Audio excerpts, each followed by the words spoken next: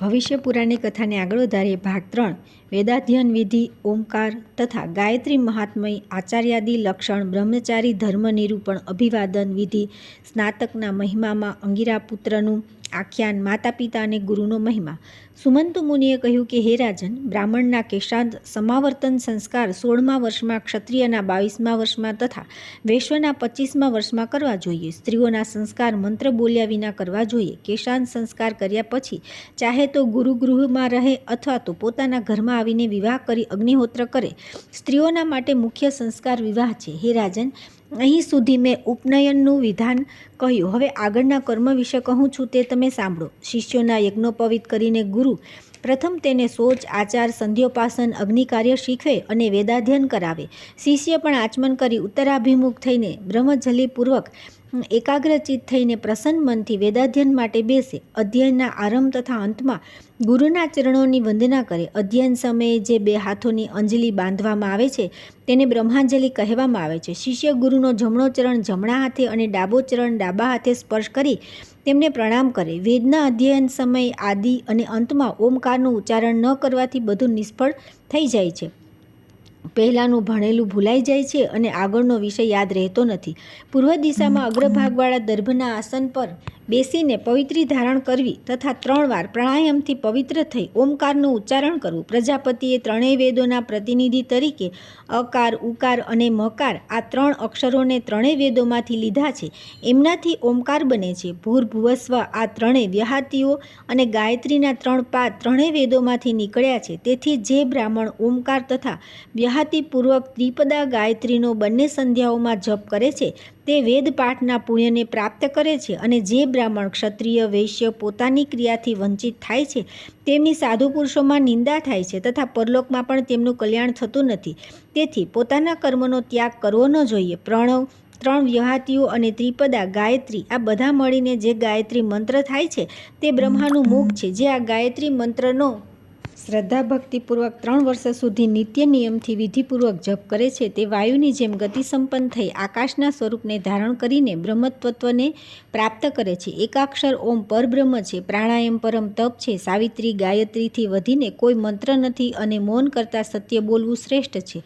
તપસ્યા, હવન, દાન, યજ્ઞ વગેરે ક્રિયાઓ સ્વરૂપતઃ નાશવાન છે, પરંતુ પ્રણવ સ્વરૂપ એકાક્ષર બ્રહ્મ ઓમકારનો કદી નાશ થતો નથી. વિધિ, યજ્ઞો, દર્શ પૌર્ણમાસ વગેરેથી જપ, યજ્ઞ, પ્રણવાદી જપ સદા શ્રેષ્ઠ છે. ઉપાંશુ જપ, જે જપમાં કેવળ હોઠ અને જીભ હાલે છે, શબ્દ સંભળાતા નથી, લાખ ગણા અને ઉપાંશુ જપથી માનસ જપ 1000 ગણા વધારે ફળદાયક છે. જે પાક યજ્ઞ, પિતૃકર્મ, હવન, બલિ, વૈશ્વદેવ વિધિ યજ્ઞની બરાબર છે તે બધા જપ યજ્ઞના 16મા અંશની બરાબર પણ નથી. બ્રાહ્મણને બધી સિદ્ધિ જપ દ્વારા પ્રાપ્ત થઈ જાય છે, બીજું કંઈ કરે કે ન કરે, પરંતુ બ્રાહ્મણે ગાયત્રી જપ અવશ્ય કરવા જોઈએ. સૂર્યોદય પહેલાં જ્યારે તારા દેખાતા હોય ત્યારથી પ્રાતઃ સંધ્યા શરૂ કરી દેવી જોઈએ અને સૂર્યોદય સુધી ગાયત્રી જપ કરતા રહેવું. એ જ પ્રમાણે સૂર્યાસ્તની પહેલાં જ સાયં સંધ્યાનો આરંભ કરવો અને તારા દેખાય ત્યાં સુધી ગાયત્રી જપ કરતા રહેવું. પ્રાતઃ સંધ્યામાં ઊભા થઈને જપ કરવાથી રાત્રિના પાપ નષ્ટ થઈ જાય છે અને સાયં સંધ્યામાં બેસીને ગાયત્રી જપ કરવાથી દિવસના પાપ નષ્ટ થઈ જાય છે. તેથી બંને સમયની સંધ્યા અવશ્ય કરવી જોઈએ. જે બંને સંધ્યાઓ કરતો નથી તેને સંપૂર્ણ દ્વિજાતિના વિહિત કર્મોથી બહિષ્કૃત કરી દેવો જોઈએ. ઘરની બહાર એકાંત સ્થાનમાં, જંગલ કે નદી સરોવર વગેરેના તટ પર ગાયત્રીના જપ કરવાથી બહુ લાભ થાય છે. મંત્રોના જપ, સંધ્યાના મંત્ર અને જે બ્રહ્મ યજ્ઞાદિ નિત્યકર્મ છે એમના મંત્રોના ઉચ્ચારણમાં અનધ્યાયીનો વિચાર કરવો જોઈએ નહીં, અર્થાત નિત્યકર્મમાં અનધ્યાયી થતો નથી. યજ્ઞોપવિત પછી સમાવર્તન સંસ્કાર સુધી શિષ્ય ગુરુના ઘરે રહે, ભૂમિ પર શયન કરે, બધી રીતે ગુરુની સેવા કરે અને વેદાધ્યયન કરતો રહે. બધું જાણવા છતાં જળવત રહે. આચાર્યનો પુત્ર, સેવા કરનાર, જ્ઞાન આપનાર, ધાર્મિક, પવિત્ર, વિશ્વાસુ, શક્તિમાન, ઉદર, સાધુ સ્વભાવ તથા પોતાની જ્ઞાતિવાળો આ 10 અધ્યાપનને યોગ્ય છે. પૂછ્યા વિના કોઈને કંઈ ન કહેવું, અન્યાયથી પૂછનારને કંઈ ન જણાવવું. જે અનુચિત રીતે પૂછે છે અને જે અનુચિત રીતે ઉત્તર આપે છે તે બંને નરકમાં જાય છે અને જગતમાં સૌના અપ્રિય થાય છે. જેને ભણાવવાથી ધર્મ કે અર્થની પ્રાપ્તિ ન થાય અને તે થોડીવાર સેવા શુશ્રૂષા પણ ન કરે એવા છાત્રને કદી ભણાવો નહીં, કેમ કે એવા છાત્રને આપવામાં આવેલું શિક્ષણ ઉસર ભૂમિમાં બીજ વાવવાની જેમ નિષ્ફળ થાય છે. વિદ્યાના અધિષ્ઠાતા દેવતાએ બ્રાહ્મણને કહ્યું, હું તમારો ખજાનો છું, સારી રીતે મારી રક્ષા કરો. બ્રાહ્મણો અધ્યાપકોના ગુણોમાં દોષ બુદ્ધિ રાખનાર અને દ્વેષ કરનાર મને વિદ્યા આપશો નહીં. જે બ્રાહ્મણ જીતેન્દ્રિય, પવિત્ર, બ્રહ્મચારી અને પ્રમાદ રહિત હોય તેને જ વિદ્યાદાન કરવું. જે ગુરુની આજ્ઞા વિના વેદ, શાસ્ત્ર વગેરેને સ્વયં ગ્રહણ કરે છે તે અતિ ભયંકર રૌરવ નરકને પ્રાપ્ત થાય છે. જે લૌકિક, વૈદિક અથવા આધ્યાત્મિક જ્ઞાન આપે તેને સર્વપ્રથમ પ્રણામ કરવા જોઈએ. જે માત્ર ગાયત્રી જાણતો હોય પરંતુ શાસ્ત્રની મર્યાદામાં રહે તે સૌથી ઉત્તમ છે. પરંતુ બધા વેદ શાસ્ત્રોને જાણતો હોવા છતાં મર્યાદામાં ન રહે અને ભક્ષ્યાભક્ષ્યનો કંઈ પણ વિચાર ન કરે તથા બધી વસ્તુઓને વેચે તે અધમ છે. ગુરુની સામે શૈયા અથવા આસન પર ન બેસવું. જો પહેલેથી બેઠેલો હોય તો ગુરુને આવતા જોઈ નીચે ઉતરી જાય અને તેમનું અભિવાદન કરે. વડીલોને આવતા જોઈ બાળકોના પ્રાણ ઉપર ચડી જાય છે. તેથી નમ્રતાપૂર્વક ઊભા થઈને તેમને પ્રણામ કરવાથી તે પ્રાણ ફરી પોતાના સ્થાને આવી જાય છે. દરરોજ વડીલોની સેવા અને તેમને પ્રણામ કરનાર આયુ, વિદ્યા, યશ અને બળ આ ચારે નિરંતર વધતા રહે છે. અભિવાદન કરીએ ત્યારે બીજાની સ્ત્રીને અને જેની સાથે કોઈ પ્રકારનો સંબંધ ન હોય તેને ભવતી, સુભગી અથવા ભગીની બહેન કહીને સંબોધન કરવું. કાકા, મામા, સસરા, ઋત્વિક અને ગુરુ આ બધાને પોતાનું નામ લેતા પ્રણામ કરવા જોઈએ. માસી, મામી, સાસુ, ફોઈ અને ગુરુપત્ની આ બધા માનદ અને પૂજ્ય છે. મોટા ભાઈની સવર્ણા સ્ત્રીનો જે નિત્ય આદર કરે છે અને તેને માતાતુલ્ય સમજે છે તે વિષ્ણુલોકને પ્રાપ્ત થાય છે. પિતાની બહેન, માતાની બહેન અને પિતાની મોટી બહેન આ ત્રણેય માતાતુલ્ય જ છે. તેમ છતાં પોતાની માતા આ બધાથી શ્રેષ્ઠ છે. પુત્ર, મિત્ર અને ભાણેજ એમને આત્મવત સમજવા જોઈએ. ધન, સંપત્તિ, બંધુ, અવસ્થા, કર્મ અને વિદ્યા આ પાંચ મહત્વના કારણ છે. આ પાંચમાં ઉત્તરોત્તર એકથી બીજું મોટું શ્રેષ્ઠ છે. અર્થાત વિદ્યા સર્વશ્રેષ્ઠ છે. રથ વગેરે વાહન પર બેઠેલા અતિવૃદ્ધ, રોગી, ભાર ઉપાડેલી વ્યક્તિ, સ્ત્રી, સ્નાતક જેનો સમાવર્તન સંસ્કાર થઈ ગયો હોય, રાજા અને વર જો સામે આવતા હોય તો તેમને માર્ગ પહેલાં આપવો જોઈએ. આ બધા જો એક સાથે આવતા હોય તો સ્નાતક અને રાજા માન્ય છે. આ બેમાં પણ સ્નાતક વિશેષ માન્ય છે. જે બ્રાહ્મણ શિષ્યનું ઉપનયન કરાવીને રહસ્ય, યજ્ઞ, વિદ્યા અને ઉપનિષદ તથા કલ્પ સહિત વેદાધ્યન કરાવે છે તેને આચાર્ય કહે છે. જે જીવન નિર્વાહ માટે વેદનો એક ભાગ અથવા વેદાંગ ભણાવે છે તે ઉપાધ્યાય કહેવાય છે. જે નિષેક અર્થાત ગર્ભાધાનાદિ સંસ્કાર કરાવે છે અને અન્ન વગેરેથી પોષણ કરે છે તેને ગુરુ કહે છે. જે અગ્નિષ્ટોમ, અગ્નિહોત્ર, પાકયાજ્ઞાદિ કર્મોમાં પોતાની વરણી કરાવીને જેના નિમિત્તે કર્મ કરે છે તે તેનો ઋત્વિક કહેવાય છે. જે પુરુષ વેદ ધ્વનિથી બંને કાન ભરી દે છે તેને માતા પિતા જેવો સમજીને તેનો કદી દ્વેષ કરવો જોઈએ નહીં. ઉપાધ્યાયથી 10 ગણું ગૌરવ આચાર્યનું અને આચાર્યથી 100 ગણું પિતાનું તથા પિતાથી 1000 ગણું ગૌરવ માતાનું હોય છે. જન્મ આપનાર અને વેદ ભણાવનાર આ બંને પિતા છે, પરંતુ એ બેમાં વેદાધ્યન કરાવનાર શ્રેષ્ઠ છે. કારણ કે બ્રાહ્મણનો મુખ્ય જન્મ તો વેદ ભણવાથી જ થાય છે. તેથી ઉપાધ્યાય વગેરે જેટલા પૂજ્ય છે તે બધામાં સૌથી વધારે ગૌરવ મહાગુરુનું જ હોય છે.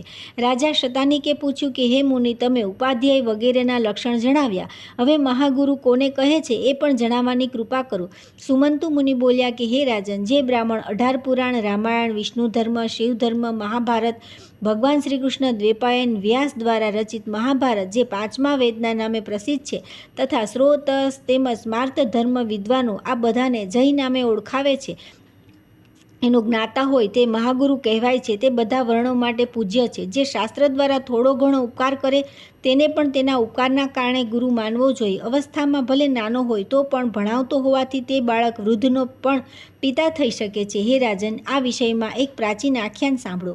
પૂર્વકાળમાં અંગિરા મુનિના પુત્ર બૃહસ્પતિ બાળક હોવા છતાં પણ વડીલ વૃદ્ધોને ભણાવતા હતા અને ભણાવતી વખતે હે પુત્રો ભણો એવું કહેતા હતા. બાળક દ્વારા પુત્ર સંબોધન સાંભળીને તેમને બહુ ક્ષોભ થયો અને તેઓ દેવતાઓ પાસે ગયા તથા તેમને બધી વાત કહી. ત્યારે દેવતાઓએ કહ્યું કે પિતૃઓ, તે બાળકે ન્યાયોચિત વાત કહી છે. કેમ કે અજ્ઞાની હોય અર્થાત કશું જાણતો ન હોય તે જ સાચા અર્થમાં બાળક છે, પરંતુ જે મંત્ર આપે છે, વેદ ભણાવે છે, ઉપદેશક છે તે યુવાન હોય તો પણ પિતા છે. અવસ્થા વધારે હોવાથી, વાળ ધોળા થઈ જવાથી અને ઘણા પૈસા તથા પરિવાર મોટો હોવાથી કોઈ મોટું થઈ જતું નથી. બલકે આ સંદર્ભમાં ઋષિઓએ એ વ્યવસ્થા કરી છે કે જે વિદ્યામાં ચઢિયાતો હોય તે જ બધામાં મહાન છે.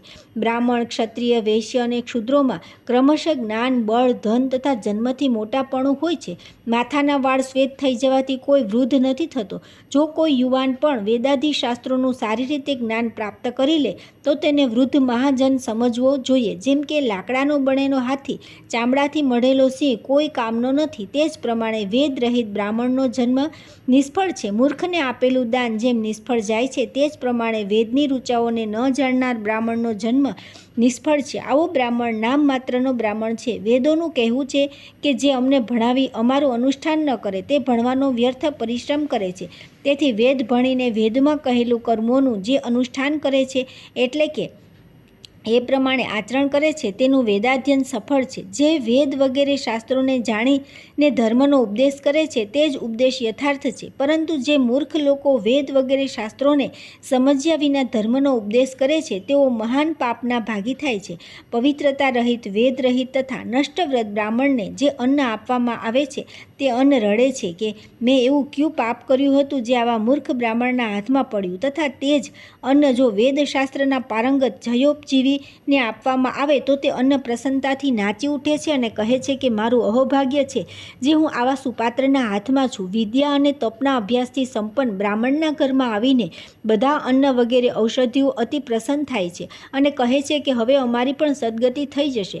વ્રત, વેદ અને જપથી હીન બ્રાહ્મણને દાન આપવું જોઈએ નહીં, કેમ કે પથ્થરની નાવ નદી પાર ઉતારી શકતી નથી. તેથી ક્ષોત્રિયને હવ્ય કવ્ય આપવાથી દેવતા અને પિતરોની તૃપ્તિ થાય છે. ઘરની નજીક રહેનારા મૂર્ખ બ્રાહ્મણથી દૂર રહેનારા વિદ્વાન બ્રાહ્મણને જ બોલાવીને દાન આપવું જોઈએ. પરંતુ ઘરની નજીક રહેનાર બ્રાહ્મણ જો ગાયત્રી પણ જાણતો હોય તો તેનો પરિત્યાગ ન કરવો. પરિત્યાગ કરવાથી રૌરવ નરકની પ્રાપ્તિ થાય છે. કેમ કે બ્રાહ્મણ ભલે નિર્ગુણ હોય કે ગુણવાન, પરંતુ જો તે ગાયત્રી જાણે છે તો તે પરમદેવ સ્વરૂપ છે. જેમ અન્નરહિત ગામ, જળ રહિત કૂવો નામ માત્રના છે, તે જ પ્રમાણે વિદ્યાધ્યન રહિત બ્રાહ્મણ પણ નામ માત્રનો જ બ્રાહ્મણ છે. પ્રાણીઓના કલ્યાણ માટે અહિંસા તથા પ્રેમ દ્વારા જ અનુશાસન કરવું શ્રેષ્ઠ છે. ધર્મની ઈચ્છા કરનાર શાસકે સદા મધુર તથા નમ્ર વચનોનો પ્રયોગ કરવો જોઈએ.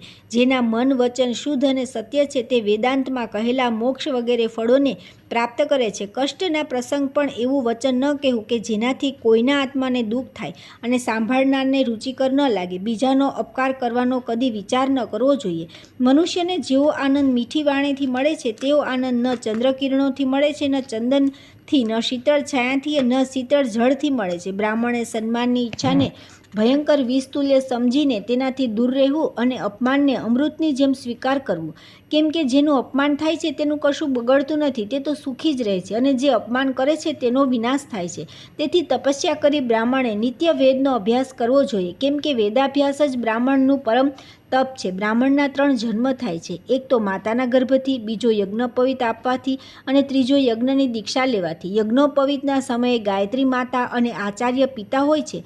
વેદનું શિક્ષણ આપવાથી આચાર્યને પિતા કહે છે. કેમ કે યજ્ઞોપવિત થતાં પહેલાં કોઈ પણ વૈદિક કર્મ કરવાનો તે અધિકારી હોતો નથી. શ્રાદ્ધમાં બોલાતા વેદ મંત્રોને છોડીને અનુપનિત દ્વિજે વેદ મંત્રોનું ઉચ્ચારણ ન કરવું. કેમ કે જ્યાં સુધી વેદારંભ ન થાય ત્યાં સુધી તે શૂદ્ર જેવો મનાય છે. યજ્ઞોપવિત સંપન્ન થઈ ગયા પછી વટુએ વ્રતનો ઉપદેશ ગ્રહણ કરવો જોઈએ અને ત્યારથી વિધિપૂર્વક વેદાધ્યન કરવું જોઈએ. યજ્ઞોપવિતના સમયે જે મેખલા, ચર્મ, દંડ અને યજ્ઞોપવિત તથા વસ્ત્રનું જેના માટે વિધાન છે તે જ તેને ધારણ કરવા. પોતાની તપસ્યાની વૃદ્ધિ માટે બ્રહ્મચારીએ જીતેન્દ્રિય થઈ ગુરુની પાસે રહેવું અને નિયમોનું પાલન કરતા રહેવું.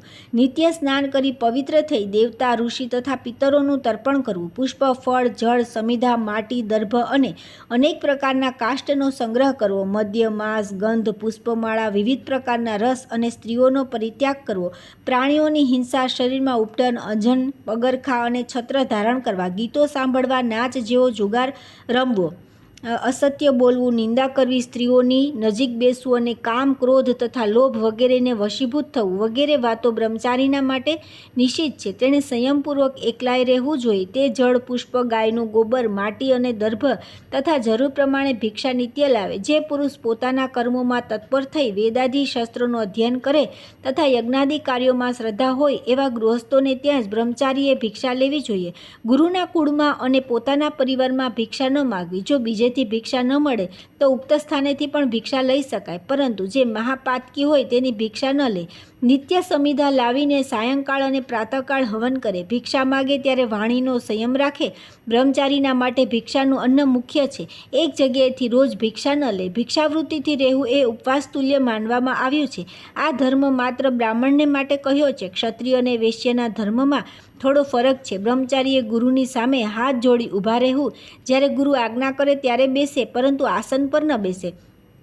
ગુરુ ઉઠે તેથી પહેલાં ઉઠે, સૂતા પછી સૂવે. ગુરુની સમક્ષ અતિ નમ્રતાથી બેસે. પરોક્ષમાં ગુરુનું નામ ન બોલે. કોઈ પણ વાતમાં ગુરુનું અનુકરણ અર્થાત નકલ ન કરે. ગુરુની નિંદા ન કરે, અને જ્યાં નિંદા થતી હોય, આલોચના થતી હોય ત્યાંથી ઉઠીને ચાલ્યો જાય અથવા કાન બંધ કરી દે. વાહન પર બેસી ગુરુનું અભિવાદન ન કરવું, અર્થાત વાહનથી ઉતરીને ગુરુને પ્રણામ કરે. ગુરુની સાથે એક વાહન, શિલા, નૌકા વગેરે પર બેસી શકે છે. ગુરુના ગુરુ તથા શ્રેષ્ઠ સંબંધીઓ તથા ગુરુપત્ર સાથે ગુરુ જેવો જ વ્યવહાર કરે. ગુરુની સવર્ણા સ્ત્રીને ગુરુ સમાન જ સમજે. ગુરુ પત્નીને ઉપટન લગાડવું, સ્નાન વગેરે કરાવવું, ચરણ દબાવવા વગેરે ક્રિયાઓ નિશ્ચિત છે. માતા, બહેન કે પુત્રીની સાથે એક આસન પર ન બેસે, કેમ કે બળવાન ઇન્દ્રિયોનો સમૂહ વિદ્વાનોને પણ પોતાના તરફ ખેંચી લે છે. જેમ જમીનને ખોદતા ખોદતા જળ મળી જાય છે, એ જ પ્રમાણે સેવા શુશ્રૂષા કરતાં કરતાં ગુરુ પાસેથી વિદ્યા મળી જાય છે. બ્રહ્મચારી ચાહે મુંડન કરાવેલ હોય, જટાધારી હોય અથવા મોટી શિખા રાખતો હોય કે જેવો પણ બ્રહ્મચારી હોય, તેના માટે ગામમાં રહેતા સૂર્યોદય અને સૂર્યાસ્ત થવો ન જોઈએ. અર્થાત જળ હોય ત્યાં અથવા નિર્જન સ્થાન પર જઈને બંને સમયે સંધ્યાવંદન કરવું જોઈએ. જે સૂર્યોદય અથવા સૂર્યાસ્ત સમયે સૂઈ રહે છે તે મહાન પાપનો ભાગી થાય છે. તે કૃચ્છ વ્રતનું પ્રાયશ્ચિત કર્યા વિના શુદ્ધ થતો નથી. માતા, પિતા, ભાઈ અને આચાર્યનો વિપત્તિમાં પણ અનાદર ન કરવો. આચાર્ય બ્રહ્માની મૂર્તિ છે, પિતા પ્રજાપતિની, માતા પૃથ્વીની તથા ભાઈ આત્મમૂર્તિ છે. તેથી એમના માટે સદા આદર રાખવો જોઈએ. પ્રાણીઓની ઉત્પત્તિ તથા પાલન પોષણમાં માતા પિતાને જે કષ્ટ સહન કરવું પડે છે, તે ક્લેશનો બદલો તેઓ 100 વર્ષ સેવા કરીને પણ ચૂકવી શકતા નથી. તેથી માતા, પિતા અને ગુરુની નિત્ય સેવા કરવી જોઈએ. આ ત્રણે સંતુષ્ટ થઈ જાય તો બધી તપસ્યાઓનું ફળ મળી જાય છે. એમની શુશ્રૂષા પરમ તપ કહ્યું છે. આ ત્રણેયની આજ્ઞા વિના બીજા ધર્મનું આચરણ ન કરવું જોઈએ. એ જ ત્રણે લોક છે, એ જ ત્રણે આશ્રમ છે, એ જ ત્રણે વેદ છે અને એ જ ત્રણે અગ્નિઓ છે. માતા ગાર્હપત નામક અગ્નિ છે, પિતા દક્ષિણાગ્નિ સ્વરૂપ છે અને ગુરુ આહ્વનીય અગ્નિ છે. જેના પર આ ત્રણે પ્રસન્ન થઈ જાય છે તે ત્રણેય લોક પર વિજય પ્રાપ્ત કરી લે છે અને અંતે દેવલોકમાં દેવતાઓની જેમ સુખ ભોગવે છે. પિતાની ભક્તિથી આ લોક, માતાની ભક્તિથી મધ્યલોક અને ગુરુની સેવાથી ઇન્દ્રલોક પ્રાપ્ત થાય છે. જે આ ત્રણેયની સેવા કરે છે તેના બધા ધર્મ સફળ થઈ જાય છે, અને જે એમનો આદર નથી કરતો તેની બધી ક્રિયાઓ નિષ્ફળ થઈ જાય છે. જ્યાં સુધી આ ત્રણેય જીવિત રહે છે ત્યાં સુધી એમની નિત્ય સેવા શુશ્રૂષા અને એમનું હિત કરવું જોઈએ. આ ત્રણેયની સેવા શુશ્રૂષા રૂપી ધર્મમાં મનુષ્યનું સંપૂર્ણ કર્તવ્ય પૂરું થઈ જાય છે. આ જ સાક્ષાત ધર્મ છે. બીજા બધા ઉપધર્મ કહેવાય છે. ઉત્તમ વિદ્યા અધમ પુરુષમાં હોય તો પણ તેની પાસેથી ગ્રહણ કરી લેવી જોઈએ. એ જ પ્રમાણે ચાંડાળથી પણ મોક્ષ ધર્મનું શિક્ષણ, નીચ કુળમાંથી પણ ઉત્તમ સ્ત્રી, વિષથી પણ અમૃત, બાળકથી પણ સુંદર ઉપદેશાત્મક વાત, શસ્ત્રુથી પણ સદાચાર અને અપવિત્ર સ્થાનથી પણ સુવર્ણ ગ્રહણ કરી લેવું જોઈએ.